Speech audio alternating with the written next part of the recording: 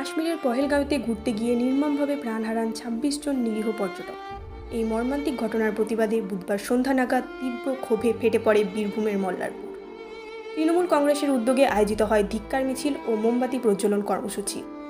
শহরের বিভিন্ন প্রান্ত থেকে মানুষ রাস্তায় নামেন হাতে মোমবাতি ও প্ল্যাকার্ড নিয়ে। তাদের একটাই দাবি, এই জঘন্য অপরাধের দায়ীদের চিহ্নিত করে দিতে হবে কঠোরতম শাস্তি।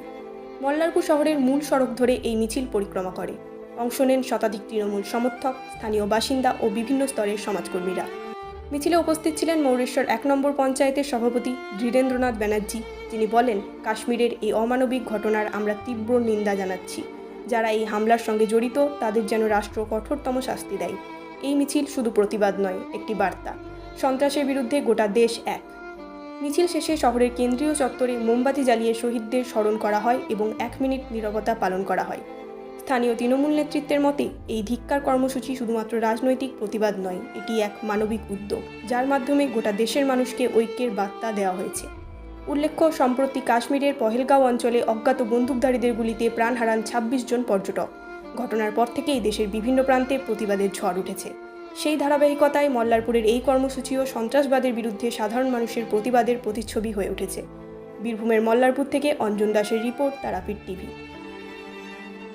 জম্মু কাশ্মীরে পাকিস্তান মদতপুষ্ট গ্রুপপন্থীরা যেভাবে নির্বিচারে অসহায় নিরীহ মানুষদের হত্যা করেছে, তার প্রতিবাদে আজকে মৌন মিছিল করে পরিবারগুলির প্রতি সমবেদনা জানান, ভারতবর্ষের প্রতি সংহতি জানানোর জন্যেই আমাদের নেত্রী মমতা ব্যানার্জির নির্দেশে, আমাদের নেতা অভিষেক ব্যানার্জির নির্দেশে এবং এই ব্লকে আমাদের বিধায়ক অভিজিৎ রায়ের নির্দেশে এই মৌন মিছিল হলো।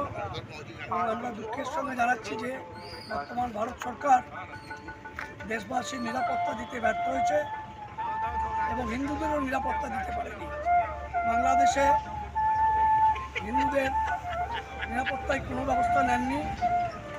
আসামে ডিটেনশন ক্যাম্পে ১৪ লক্ষ হিন্দু অসহায়ভাবে দিন যাপন করছেন, নিরাপত্তা দিতে পারেনি। এবং এই কয়েকদিনও দেখলেন কাশ্মীরে নিরাপত্তা দিতে পারল না। সেই কারণে আমরা খুবই মর্মাহত এবং কঠোর পদক্ষেপ নেওয়ার গভর্নমেন্টকে আবেদন জানাচ্ছি। রাষ্ট্রের পাশে তৃণমূল আছে, থাকবে এবং সবসময় আছে।